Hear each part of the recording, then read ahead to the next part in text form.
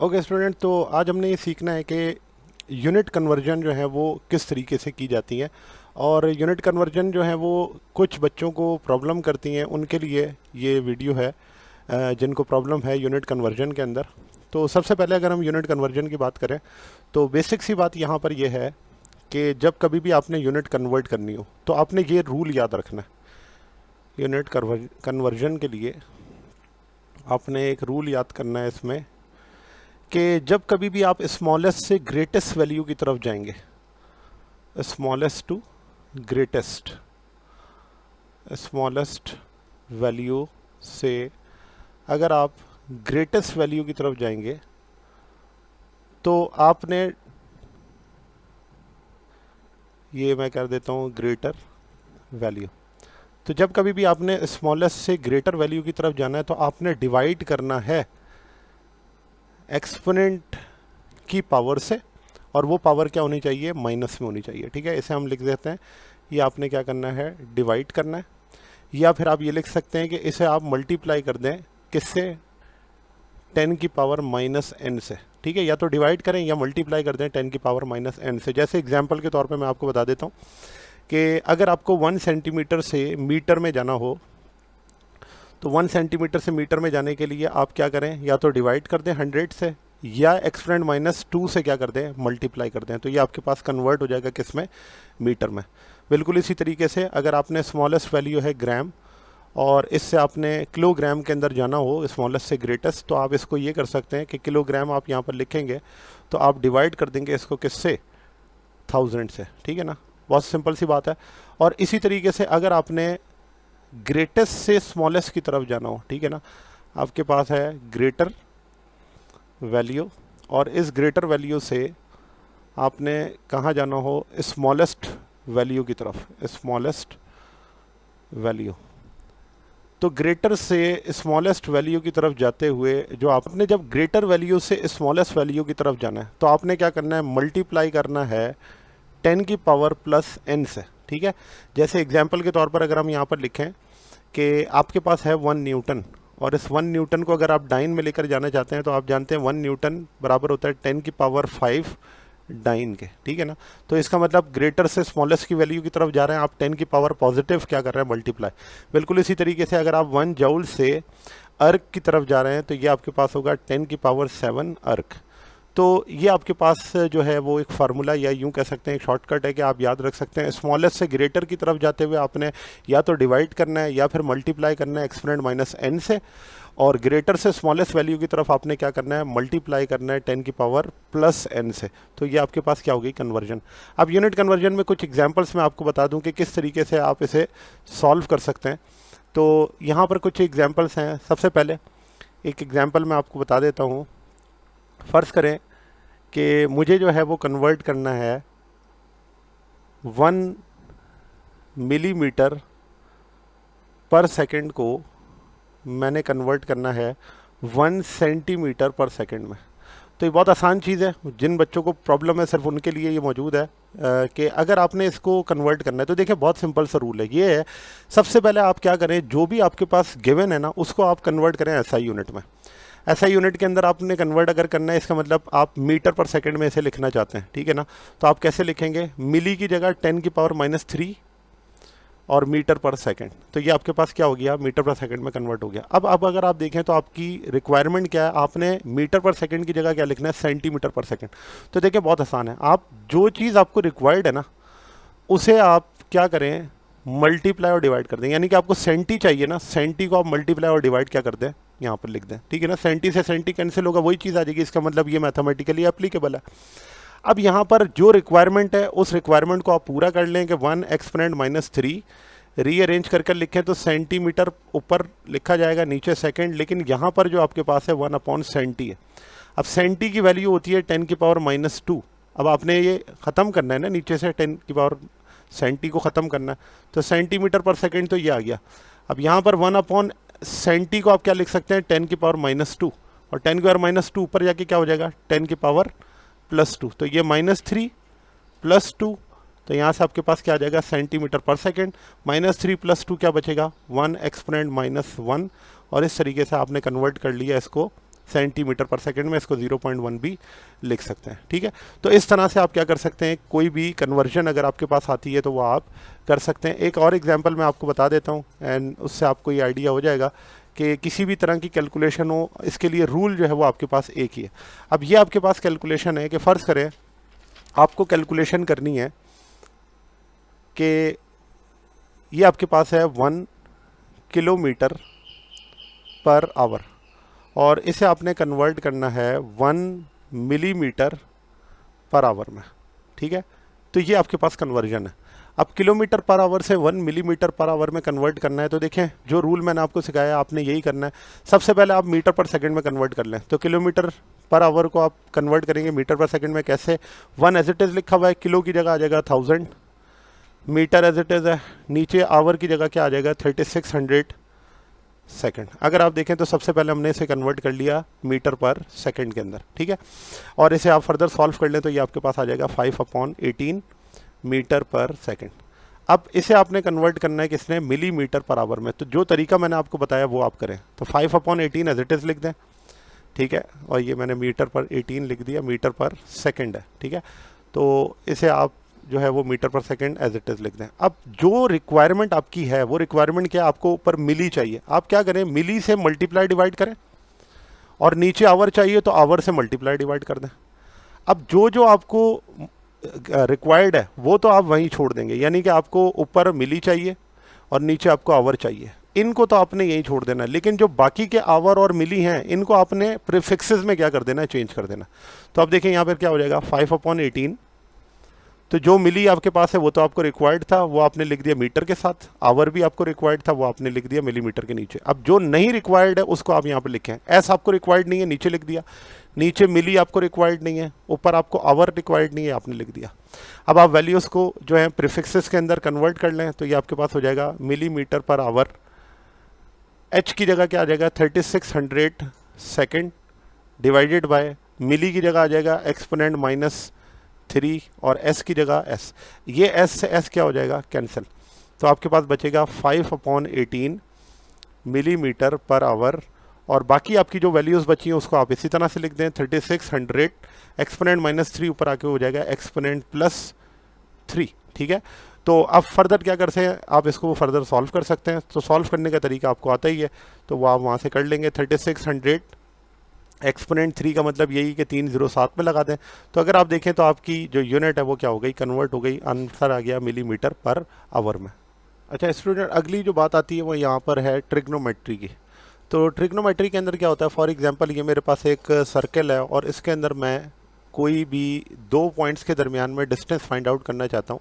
ठीक है, तो वो आप जानते हैं कि वो डिस्टेंस जो होता है उसे हम एंगुलर डिस्प्लेसमेंट कहते हैं। तो ये मेरे पास जो है वो 2 रेडियस वेक्टर हो गए, और यहाँ पर अगर कोई बॉडी इस सर्कमफेरेंस पे मूव कर रही है तो इसे हम क्या कहते हैं, इसकी आर्क लेंथ कहते हैं। ठीक है, आर्क लेंथ, और इसको हम रिप्रेजेंट करते हैं किससे, एस से। ओरिजिन है आपके पास ओ, पॉइंट आपके पास ए से बी तक ये सर्कल के अंदर अगर मूव करता है तो आपके पास जो एंगल होगा वो एंगल कैसे कैलकुलेट होगा, तो उस एंगल को हम निकालते हैं arc length divided by radius of the circle. तो आपने आर्क लेंथ को रेडियस से डिवाइड करना है तो आपको एंगल पता चल जाएगा कि वो एंगल क्या है, इसको हम लिखते हैं S/R से। बिल्कुल इसी तरीके से अगर मेरे पास ट्राइंगल हो और ये आपके पास इक्विलेटरल ट्राइंगल है, तो इसके अंदर अगर देखा जाए तो ये आपके पास फॉर एग्जांपल एक वेक्टर है A, दूसरा वेक्टर यहाँ पर है B। अब A और B को जब आपने ज्वाइन किया तो तीसरा आपके पास वेक्टर जो है इसे हम क्या कहते हैं, रिजल्टेंट वेक्टर। ये आपके पास क्या आ गया, रिजल्टेंट वेक्टर। अब जो एंगल होता है वो कौन सा कैलकुलेट होता है, तो यहाँ पर देखें ये आपके पास एक एंगल बन रहा है अल्फा, लेकिन आप जानते हैं कि एंगल जो होता है ना वो हमेशा आपने कैलकुलेट करना होता है एंड पॉइंट से। यानी कि अगर मैं इस ए को ही आगे करके ड्रॉ करूँ, ये ए है, तो यहाँ जो आपके पास एंगल बन रहा है ना बीटा, असल में ये एंगल आपने क्या करना होता है, पढ़ना होता है। क्यों, क्योंकि एंगल हमेशा एंड पॉइंट्स के दरमियान में कैलकुलेट होता है। तो अगर आप देखें फॉर एग्जांपल मैं ए और बी को अगर ड्रॉ कर रहा हूँ तो ये आपके पास है ए और ये आपके पास क्या है, बी है। तो ए और बी के जो एंड पॉइंट्स है वो ये है, तो आपने एंगल हमेशा क्या पढ़ना होता है, एंड पॉइंट्स के दरमियान में। तो आपका जो एंगल यहाँ पर होगा वो क्या होगा, बीटा। तो अगर मैं कहता हूँ ये इक्विलेटरल ट्राइंगल है और यहाँ पर आपके पास थीटा कितना है, 60 डिग्री, थीटा आपके पास है 60 डिग्री, तो जाहिर सी बात है ये बीटा कितना एंगल होगा 120 डिग्री। इसका मतलब ए और बी के दरमियान में जो एंगल पढ़ा जाएगा वो कौन सा होगा 120 डिग्री होगा। उसे आपने 60 नहीं लिखना वरना आंसर क्या आ जाएगा, गलत आ जाएगा। इसको हम यहाँ पर लिख सकते हैं कि angle between A and B is 120 degree. ठीक है, ये बात आपने याद रखनी है कि एंगल हमेशा क्या होगा, जो आपके एंड पॉइंट्स होते हैं उनके दरमियान में कैलकुलेट किया जाता है। अब फर्दर हमारे पास आती है ट्रिग्नोमेट्रिक रेशोज़। ट्रिग्नोमेट्रिक रेशोज़ जो हैं वो आपको पता ही है, इसके अंदर रिलेशंस को हम थोड़ा सा रिवाइज कर लेंगे तो आपको ये चीज़ें पता चल जाएंगी। ट्रिग्नोमेट्रिक रेशोज़ में जो बेसिक आपके पास ट्रिग्नोमेट्रिक रेशोज़ है वो साइन कॉस टेन है। तो साइन थीटा यहाँ पर हम लिखें वो बराबर होता है परपेंडिकुलर अपॉन हाइपोटेनियस के। फिर आपके पास आ जाता है कॉस थीटा बराबर होता है बेस अपॉन हाइपोटेनियस के। एंड देन आपके पास क्या आ जाता है टेन थीटा, और टेन थीटा बराबर होता है परपेंडिकुलर अपॉन बेस के। अब यहाँ पर आप इसका जो है इन्वर्स भी लिख सकते हैं कि 1 अपॉन साइन थीटा, तो 1 अपॉन साइन थीटा बराबर होता है कोसेक थीटा के। ठीक है, और इसी तरीके से 1 अपॉन कॉस थीटा बराबर होता है सेक थीटा के। 1 अपॉन कॉस थीटा बराबर होता है सेक थीटा के, और 1 अपॉन टेन थीटा बराबर होता है कॉट थीटा के। तो ये आपके पास जो है वो ट्रिग्नोमेट्रिक रेशोज़ हैं जो कि आपको पता होने चाहिए। अब यहाँ पर अगर हम ट्राइंगल की बात करें तो ये आपके पास दो ट्राइंगल्स बने हुए हैं, और इन ट्राइंगल्स में जो तीन साइड्स हैं उन साइड्स को हम किस तरह से लेते हैं। फॉर एग्जांपल अगर आप देखें तो यहाँ पर जो आपका एंगल बन रहा है वो है 90 डिग्री। ठीक है, ये एंगल हो गया 90 डिग्री। यहाँ पर आपके पास एंगल बन रहा है थीटा 1। अब याद रखें कि जब कभी भी एक साइड के साथ दो एंगल्स बन रहे होते हैं तो उस साइड को हम हमेशा क्या कहते हैं, बेस कहते हैं। यहाँ पर अब देखें तो बेस इसलिए कहा जा रहा है क्योंकि ये जो आपके पास लाइन है इस लाइन के साथ दो एंगल बन रहे हैं, एक 90 वाला एक थीटा 1। ठीक है, फिर 90 के बिल्कुल ऑपोजिट जो आपके पास एंगल होता जो साइड होती है उसे हम क्या कहते हैं, हाइपोटेनियस कहते हैं। तो ये वाली साइड आपके पास क्या हो गई, हाइपोटेनियस हो गई, और 90 डिग्री वाली जो साइड होती है उसे हम क्या कहते हैं, परपेंडिकुलर कहते हैं। अब ज़रूरी नहीं है कि ये साइड्स इसी तरह से रहें, तो जो मैंने आपको तरीका बताया उसको हमेशा याद रखें। अगर आपके पास एंगल जो है वो ये है थीटा 2 और ये आपके पास है 90 डिग्री, तो अब आपके पास बेस जो है वो चेंज हो गई। अब बेस क्या है, अब बेस ये वाली साइड है। फिर जो आपके पास 90 डिग्री के बिल्कुल सामने वाली साइड होती है वो कौन सी होती है, हाइपोटेनियस होती है। तो यहाँ पर आप लिख देंगे ये आपके पास क्या हो गई, हाइपोटेनियस। और फिर जो आपके पास 90 डिग्री के साथ है वो क्या हो गई, परपेंडिकुलर। तो इस तरह से आपने याद रखना है। और मैं अगर इनको नाम दे दूं तो फिर आप ट्रिग्नोमेट्रिक रेशोज लिख सकते हैं। फर्ज करें कि ये मेरे पास ए, ये आपके पास बी और ये सी, ये लाइंस के नाम है। यहाँ पर मैं लिख देता हूँ ये ए है, ये बी है और ये सी है। अब अगर आप देखें तो आपके ट्रिग्नोमेट्रिक रेशोज के जो फार्मूले हैं वो चेंज हो जाएंगे। किस तरह से, देखो दोनों ट्राइंगल के लिए अगर मैं साइन कॉस की वैल्यूज़ लिखूँ तो वो क्या आएंगी। सबसे पहले अगर मैं साइन थीटा लिखूँ तो साइन थीटा ऊपर मैंने आपको बताया किसके बराबर है, परपेंडिकुलर अपॉन हाइपोटेनियस के। तो यहाँ पर परपेंडिकुलर जो है वो क्या है, बी है, हाइपोटेनियस क्या है, सी है। तो साइन थीटा बी अपॉन सी के बराबर। इसी तरह कॉस थीटा को अगर आप लिख लें तो कॉस थीटा किसके बराबर है, बेस अपॉन हाइपोटेनियस के। तो बेस यहाँ पर क्या है, ए है, हाइपोटेनियस क्या है, सी है। इसी तरह अगर आप टेन थीटा लिखेंगे तो टेन थीटा यहाँ पर बराबर हो जाएगा बी अपॉन ए के, परपेंडिकुलर अपॉन बेस। अब आ जाए दूसरी साइड पर। अब ये जो ट्राइंगल है इस ट्राइंगल के अंदर अगर आप देखें तो बेस, हाइपोटेनियस और परपेंडिकुलर की वैल्यूज चेंज है। तो अब अगर आप यहाँ फार्मूला दोबारा लिखें तो अब साइन थीटा की वैल्यूज क्या हो जाएंगी, चेंज। साइन थीटा बराबर हो जाएगा ए अपॉन सी के। फिर इसी तरीके से कॉस थीटा को लिखें तो कॉस थीटा बराबर हो जाएगा बेस अपॉन सी। ठीक है, बी अपॉन सी, ये आपके पास है बी और ये सी, ये बेस अपॉन हाइपोटेनियस। और इसी तरीके से टेन थीटा को आप लिखें तो परपेंडिकुलर अपॉन बेस। तो यहाँ पर परपेंडिकुलर आपके पास है ए और बेस आपके पास क्या है, बी। ठीक है, तो इस तरह से आप देखें तो ज़रूरी नहीं है कि हर वक्त बेस जो हो वही वाली साइड हो जो कि हम यहाँ पर रिप्रेजेंट करते हैं। हमेशा आपने ये देखना है कि दो एंगल्स वाली जो लाइन होगी वो आपके पास हमेशा क्या कहलाएगी, वो आपके पास कहलाता है बेस कहलाता है। अब आते हैं स्पेशल ट्राइंगल्स के ऊपर। देखिए स्पेशल ट्राइंगल्स क्या होते हैं। स्पेशल ट्राइंगल्स ऐसे ट्राइंगल्स हैं जिनमें आप डिफरेंट एंगल्स यूज़ कर सकते हैं। जैसे अगर मैं कहूँ कि ये आपके पास है एंगल 90 डिग्री, ये एंगल आपके पास है 45 और ये एंगल आपके पास है 45। ठीक है, अब अगर कहा जाए तो ये आपके पास परपेंडिकुलर है, मैंने आपको बताया कि अब इसके अंदर देखा जाए ये वाली साइड आपके पास हाइपोटेनियस है क्योंकि 90 डिग्री के बिल्कुल सामने है, ठीक है। अच्छा, अब यहाँ पे अगर देखा जाए तो ये आपके पास बेस है, इसको मैं कह देता हूँ कि ये साइड 1 है, इसका मैग्नीट्यूड 1 है। तो जब आप हाइपोटेनियस का मैग्नीट्यूड निकालेंगे तो वो किसके बराबर होगा, √2 के। आप इसका मैग्नीट्यूड लेके देखेंगे तो आपको पता चल जाएगा। बिल्कुल दूसरा इसी तरीके से कि अगर आपके पास जो साइड्स के एंगल हों वो इस तरह से गिवन हो, 30 डिग्री और ये आपके पास क्या है, 60 डिग्री। तो यूज़ करने का फ़ायदा ये होता है कि इसके ज़रिए आपको साइन, कॉस और टेन की जो वैल्यूज़ हैं वो पता चल जाती हैं कि साइन 30, साइन 45 और साइन 60 की वैल्यू, इसी तरह कॉस 30, कॉस 60 और कॉस 45 की वैल्यू क्या होगी। तो आप इन स्पेशल ट्राइंगल से फाइंड आउट कर सकते हैं। अब जैसे मैंने एक और ट्राइंगल लिया, ये ट्राइंगल आपके पास है 90 डिग्री। अब देखें 90 डिग्री के सामने वाली साइड क्या होगी, बड़ी होगी। जो एंगल आपके पास बड़ा होगा उस एंगल के सामने वाली या उसके ऑपोजिट साइड हमेशा क्या होगी, बड़ी। तो अगर ये 90 है तो 90 के सामने वाली साइड को मैं कह देता हूँ कि ये आपके पास है 2। फिर दूसरी आपके पास 30 डिग्री है, तो 30 डिग्री के ऑपोजिट साइड जो होगी वो आपके पास छोटी होगी, एंगल छोटा है। और 60 डिग्री के सामने वाली साइड जो होगी वो 30 से बड़ी होगी। और अगर आप उसको देखें तो वो आंसर आएगा √3। पाइथागोरस थ्योरम लगाकर आप कैलकुलेट करें तो आंसर √3 आएगा, ठीक है। बिल्कुल इसी तरीके से यहाँ पर भी मैं ले लेता हूँ, ये आपके पास है 30 डिग्री, ये आपके पास है 60 डिग्री और ये आपके पास क्या है, 90 डिग्री। अब आपने इसकी वैल्यूज़ देखनी है कि वैल्यूज़ कैसे निकलेंगे। और यहाँ पर आप देख लें ये 45 डिग्री है, तो 45 डिग्री के सामने वाली साइड 1 है, इस 45 डिग्री के ऑपोजिट साइड भी 1 है, और 90 डिग्री के ऑपोजिट साइड जो है वो क्या है, दोनों से बड़ी है। क्यों? क्योंकि इसका एंगल भी बड़ा है। तो आपने ये देखना हो कि कौन सी साइड बड़ी है, तो जिसका एंगल बड़ा होगा उसके ऑपोजिट साइड भी क्या होगी, बड़ी होगी। अब यहाँ पे अगर मैं इसकी वैल्यूज़ निकालूँ तो देखें साइन 45, कॉस 45 एंड टेन 45, इन तीनों की वैल्यूज़ अगर हम यहाँ से कैलकुलेट करें तो साइन 45 कैसे कैलकुलेट हो सकता है, साइन 45 बराबर होता है परपेंडिकुलर अपॉन हाइपोटेनियस के। तो परपेंडिकुलर पे आपके पास क्या है, 1, ये आपके पास क्या है, परपेंडिकुलर, ये आपके पास क्या है, बेस, और ये आपके पास क्या है, हाइपोटेनियस। तो यहाँ से आप निकालें परपेंडिकुलर की जगह 1, हाइपोटेनियस की जगह पे क्या आ जाएगा, √2। तो अगर आप देखें 1 अपॉन √2 किसके बराबर होता है, 0.707 के।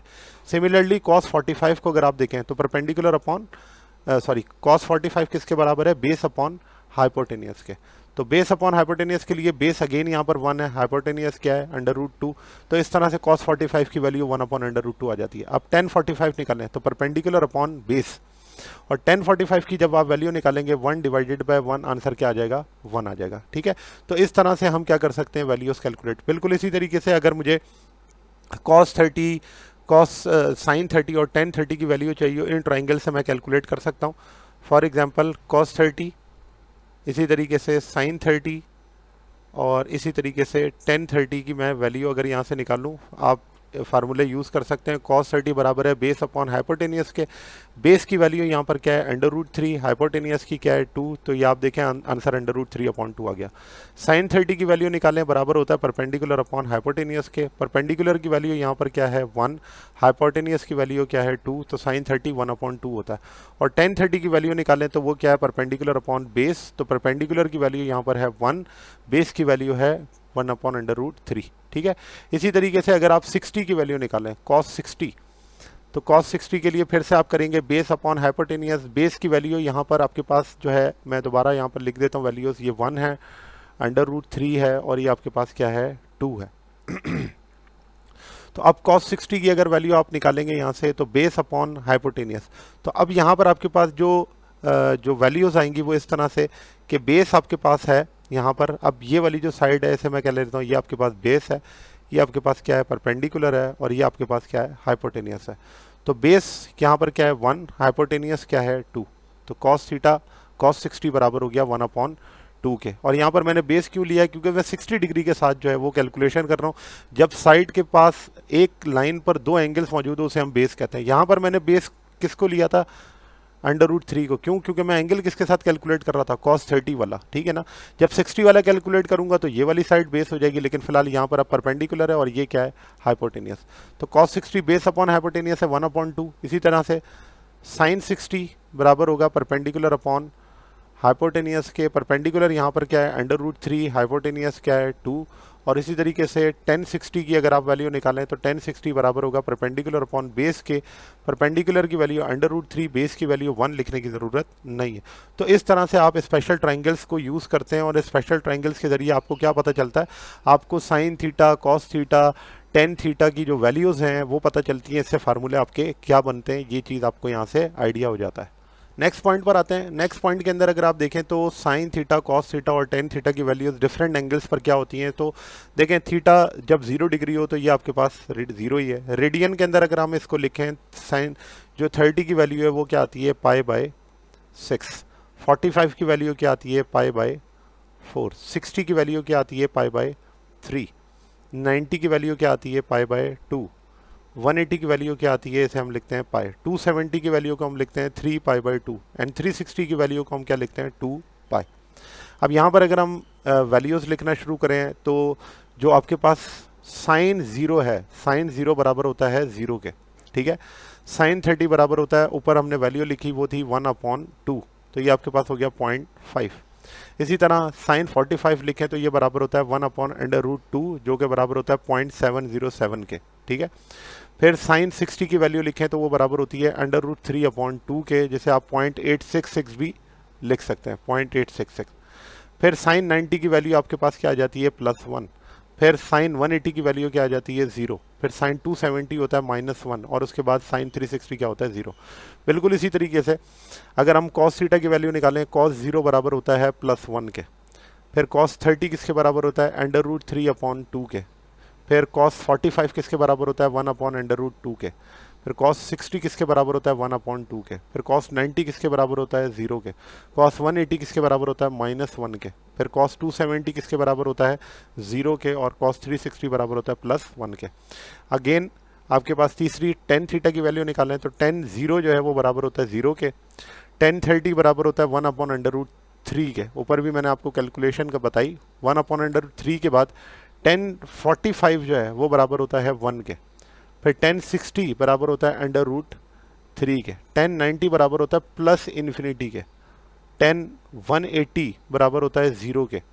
10270 बराबर होता है -∞ के, एंड देन 10360 बराबर होता है 0 के। इनकी ग्राफिकल रिप्रेजेंटेशन आप देख लें तो आप जानते हैं कि साइन का जो ग्राफ बनता है वो ग्राफ कुछ इस तरीके से होता है, जिसे हम साइनोसाइडल ग्राफ भी कहते हैं। दूसरी तरफ अगर आप आ जाएं कि कॉस थीटा का क्या ग्राफ होगा, तो कॉस थीटा का ग्राफ जो है वो इस तरीके से बनाया जाता है, ठीक है, ये इसकी वैल्यू है।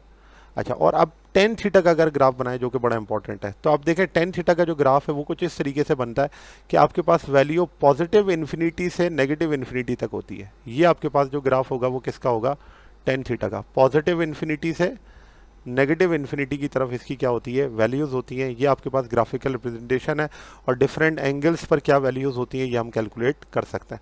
एक ट्रिग्नोमेट्रिक रेशो बहुत इस्तेमाल होता है, जिसकी वैल्यू आप सबको पता होती है, ये है sine square theta plus cos square theta बराबर होता है किसके, 1 के। और यहाँ सर आप साइन और कॉस की दोनों की वैल्यूज़ निकाल सकते हैं इसी फार्मूले को रीअरेंज करके। कैसे करेंगे, अगर फॉर एग्जांपल यहाँ से आप साइन की वैल्यू निकालें तो साइन थीटा को आप लिख सकते हैं sine theta is equals to √1 - cos square theta, 1 - cos square theta. और इसी तरीके से अगर आप कॉस थीटा की वैल्यू निकालें तो कॉस थीटा बराबर होता है 1 - साइन स्क्वायर थीटा। तो यहाँ से आप दोनों वैल्यूज़ क्या कर सकते हैं, फाइंड आउट कर सकते हैं। नेक्स्ट पॉइंट हमारे पास ये है कि जो आपके पास क्वाड्रेंट्स होते हैं, अगर हम यहाँ पर लिखें तो ये आपके पास कहलाता है पॉजिटिव एक्स एक्सिस, ये आपके पास कहलाता है पॉजिटिव वाई एक्सिस, ये कहलाता है नेगेटिव एक्स एक्सिस, और ये कहलाता है नेगेटिव वाई एक्सिस। तो यहाँ पे अगर आप देखें तो जो एंगल है वो आपके पास है 0 डिग्री, या इसे हम 360 डिग्री भी कहते हैं। यहाँ पर अगर एंगल देखें तो ये एंगल कितना है 90 डिग्री। यहाँ पर अगर एंगल देखें तो ये एंगल आपके पास है 180 डिग्री, और यहाँ पर अगर एंगल देखें तो वो एंगल कितना होता है 270 डिग्री। अब कौन से ट्रिग्नोमेट्रिक रेशोज किस क्वाड्रेंट में, अब ये फर्स्ट क्वाड्रेंट है, ये सेकंड क्वाड्रेंट है, ये थर्ड क्वाड्रेंट है, और ये फोर्थ क्वाड्रेंट है। और बाकी आप वैल्यूज़ जानते हैं कि किस क्वाड्रेंट में एक्स और वाई की क्या वैल्यूज़ होंगी। फिलहाल यहाँ हम ट्रिग्नोमेट्री की बात कर रहे हैं, तो देखें फर्स्ट क्वाड्रेंट एक ऐसा क्वाड्रेंट है जिसमें साइन थीटा, कॉस थीटा और टेन थीटा तीनों की वैल्यूज़ जो होती हैं वो क्या होती हैं, पॉजिटिव होती हैं। फर्स्ट क्वाड्रेंट में ऑल पॉजिटिव। फिर सेकंड क्वाड्रेंट में आ जाए तो सेकंड क्वाड्रेंट के अंदर पॉजिटिव आपके पास सिर्फ एक ही है, और वो कौन सा है, साइन। जबकि कॉस और टेन यहाँ पर क्या होंगे, नेगेटिव होंगे। Cos theta negative, tan theta भी नेगेटिव। थर्ड क्वाड्रेंट के अंदर जो चीज़ आपके पास पॉजिटिव होती है वो होता है पॉजिटिव टेन थीटा, जबकि साइन थीटा और कॉस थीटा दोनों क्या होते हैं, नेगेटिव होते हैं। Sine theta and cos theta दोनों यहाँ क्या होते हैं, नेगेटिव। और फोर्थ क्वाड्रेंट के अंदर कौन सी चीज़ पॉजिटिव होती है, सिर्फ कॉस थीटा आपके पास पॉजिटिव होता है, जबकि साइन भी आपके पास नेगेटिव होगा और टेन भी आपके पास नेगेटिव होगा। और कैसे नेगेटिव होगा, आप वैल्यूज़ निकाल कर देख लें। अगर आप साइन की वैल्यू निकालें, साइन 315, तो साइन 315 की वैल्यू आपके पास क्या आएगी, नेगेटिव में आएगी। इसी तरह कॉस 315 की वैल्यू निकालें, वो भी आपके पास क्या आएगी, नेगेटिव में आएगी। तो इस तरह से क्वाड्रेंट डिफरेंट जो होते हैं वो आपको बताते हैं कि किस क्वाड्रेंट के अंदर किस वैल्यू को आपने पॉजिटिव, किस वैल्यू को आपने नेगेटिव लेना है। अच्छा, अब नेक्स्ट पॉइंट इसके अंदर ये है कि जब हम फर्स्ट क्वाड्रेंट में आते हैं तो आपने जो एंगल लेना होता है वो एंगल हमेशा पॉजिटिव एक्स एक्सिस से लिया जाता है। तो आप जानते हैं कि ये आपके पास पॉजिटिव एक्स एक्सिस है। तो जब फर्स्ट क्वाड्रेंट की हम बात करते हैं तो फर्स्ट क्वाड्रेंट के अंदर जो आपके पास फाई है वो किसके बराबर है, ये आपके पास एंगल है थीटा। तो इसे हम कह देते हैं कि ये आपके पास क्या है, फाई एंगल है, जो कि पॉजिटिव एक्स एक्सिस से लिया जा रहा है। और इसे ही आपको कैलकुलेट करना है, यहाँ से आप कैलकुलेट कर सकते हैं टेन थीटा का फार्मूला लगा के। लेकिन अगर आपके पास कोई भी वेक्टर सेकंड क्वाड्रेंट में मौजूद हो तो आपको जो वैल्यू मिलती है वो मिलती है इस एंगल की, ठीक है। ये एंगल आपके पास है थीटा, लेकिन आपको एंगल हमेशा पढ़ना होता है पॉजिटिव एक्स एक्सिस से। तो जब पॉजिटिव एक्स एक्सिस से ये आप एंगल निकालेंगे तो वो एंगल जो है वो है फाई। अब ये फाई एंगल किस तरह से निकलेगा, तो उसके लिए आप ये करते हैं, जो सेकंड क्वाड्रेंट है उसमें टोटल एंगल 180 है, उस 180 में से आप माइनस कर देंगे किसको, थीटा को। बिल्कुल इसी तरीके से थर्ड क्वाड्रेंट के अंदर आपके पास जो फाई है वो कैसे निकलता है, 180 में आप ऐड कर दें किसको, थीटा को। क्यों, क्योंकि आपको जो एंगल आंसर से मिलता है वो मिलता है ये वाला, इसे हम कहते हैं थीटा। लेकिन आपको एंगल मेजर कहाँ से करना होता है, पॉजिटिव एक्स एक्सिस से। ये एंगल आपको क्या करना है, मेजर। तो जाहिर सी बात है फाई के लिए आपने क्या करना है, टोटल एंगल 180 के साथ थीटा ऐड कर दें तो आपको फाई की वैल्यू मिल जाएगी। और आखिर में अगर आप फोर्थ क्वाड्रेंट के अंदर हैं तो फोर्थ क्वाड्रेंट में आपने फाई की वैल्यू कैसे निकालनी है, 360 माइनस थीटा। और यहाँ पर ये माइनस थीटा क्यों है, क्योंकि जो आपको आंसर से एंगल मिलता है वो एंगल होता है थीटा ये। अब यहाँ से आपने पॉजिटिव एक्स एक्सिस से अगर एंगल मेजर करना है तो वो एंगल यहाँ से आप कैलकुलेट करेंगे फाई। तो वो फाई कैसे निकलेगा, 360 में से माइनस करेंगे आप किसको, थीटा को। तो फोर्थ क्वाड्रेंट का आपको एंगल क्या होगा, फाइंड आउट हो जाएगा, जो कि आपने यहाँ से कैलकुलेट करना है। अच्छा, नेक्स्ट आपके पास आती है कि डिफरेंट आपके पास जो एंगल्स होते हैं। सबसे पहले अगर हम एक्यूट एंगल की बात करें, एक्यूट एंगल ऐसे एंगल्स होते हैं जो कि लेस देन 90 डिग्री हो। लेस देन 90 डिग्री को हम एक्यूट एंगल कहते हैं। तो ये अगर आप देखें तो यहाँ पर आपके पास जो एंगल बनेगा वो क्या होगा, 90 डिग्री से छोटा होगा। फिर आ जाता है दूसरा, ऑब्ट्यूस एंगल। ऑब्ट्यूस एंगल कैसा होता है, ऐसे एंगल जो ग्रेटर हो किससे, 90 डिग्री से, ग्रेटर देन 90 डिग्री। अब ग्रेटर देन 90 डिग्री है, इसका मतलब ये सेकंड क्वाड्रेंट के अंदर जा रहा होगा। अभी मैंने ऊपर आपको ड्रॉ करके भी बताया। तो यहाँ पे जो आपके पास एंगल बनेगा वो एंगल क्या कहलाएगा, वो एंगल होगा ऑब्ट्यूस एंगल, जो कि ग्रेटर होगा 90 डिग्री से। फिर राइट एंगल की बात करें तो राइट एंगल बहुत आसान है, जिसका एंगल कितना होगा, 90 डिग्री। तो अगर आप देखें इस डायग्राम में, ये आपके पास एंगल कितना है, 90 डिग्री। फिर एक और डायग्राम पे अगर आप आ जाएं, कॉम्प्लीमेंट्री एंगल्स। कॉम्प्लीमेंट्री एंगल्स ऐसे एंगल्स होते हैं जिनका सम 90 डिग्री होता है। Two angles whose sum is 90 degree. तो इसका सम 90 डिग्री है। तो अगर फॉर एग्जांपल मैं यहाँ पर एक वेक्टर शो करता हूँ, फ़र्ज़ करें कि ये आपके पास है 65 डिग्री और ये आपके पास है 25 डिग्री। तो 65 और 25 अगर ऐड करें तो ये आपके पास किसके बराबर हो जाएगा, 90 डिग्री के। तो जो कॉम्प्लीमेंट्री एंगल्स होते हैं ऐसे एंगल्स होते हैं जिनका सम क्या होता है, 90 डिग्री। प्रोजेक्टाइल मोशन में आपको याद होगा कि जो रेंज आपके पास आती है इन दोनों एंगल्स पे क्या आती है, सेम आती है। फिर सप्लीमेंट्री एंगल्स आ जाते हैं। सप्लीमेंट्री एंगल्स ऐसे एंगल्स होते हैं जिन दो एंगल्स का सम 180 डिग्री होता है। Two angles whose sum is 180 degree. तो 180 डिग्री इसका क्या हो, सम हो। तो फॉर एग्जांपल अगर मैं यहाँ पर एक वेक्टर शो करता हूँ, तो इस वेक्टर के अंदर जो आपके पास ये एंगल है और ये एंगल है, दोनों को अगर आप सम करें 180 के बराबर होगा। फर्ज करें कि ये आपके पास है 135 डिग्री और ये आपके पास है 45 डिग्री, तो दोनों का सम जो है वो किसके बराबर आएगा, 180 डिग्री के। तो ये आपके पास जो है वो क्या कहलाता है, सप्लीमेंट्री एंगल। एंगल कितना होगा, 180 डिग्री। फिर आखिर में आपके पास आता है वर्टिकल एंगल। वर्टिकल एंगल ऐसे एंगल्स होते हैं जो एक दूसरे के ऑपोजिट हो। जैसे अगर मैं यहाँ पर लिखूँ, ये आपके पास है θ1 और ये आपके पास है θ2, तो ये θ1 और θ2 को हम कहेंगे ये आपके पास वर्टिकल एंगल्स हैं जो कि एक दूसरे के ऑपोजिट हैं। या फिर आप ये भी कह सकते हैं कि यहाँ पर आपके पास एंगल अल्फा है और यहाँ पर आपके पास एंगल बीटा है, तो दोनों एक दूसरे के ऑपोजिट हैं। तो अल्फा और बीटा जो है वो उन एंगल्स को हम क्या कहते हैं, vertical angles opposite to each other. ये एंगल्स आपके पास वर्टिकल एंगल्स कहलाते हैं। ठीक है। अच्छा, नेक्स्ट पॉइंट इसके अंदर ये है कि अगर आपके पास एक वेक्टर, दो वेक्टर्स यहाँ पर शो हुए हैं, मैं दो एंगल्स यहाँ शो कर देता हूँ। एक एंगल आपके पास है फाई और ये एंगल आपके पास है थीटा। ठीक है। तो अब इन दो एंगल्स को आप किस तरह से लिख सकते हैं, तो इसके लिए आपके पास होता है साइन फाई प्लस थीटा। और साइन फाई प्लस थीटा किसके बराबर होता है, इसी तरीके से अगर मैं कॉस की वैल्यू निकालूं तो कॉस फाई प्लस थीटा ये किसके बराबर होता है। तो इन दोनों को कैलकुलेट करने के लिए हम यहाँ पर कुछ फार्मूले लिखते हैं जो कि इससे रिलेटेड हैं। वो फार्मूला है sine alpha plus minus beta, ये दोनों के लिए होता है। और यहाँ पर आपके पास आंसर आ जाता है sine alpha cos beta plus minus cos alpha sign beta.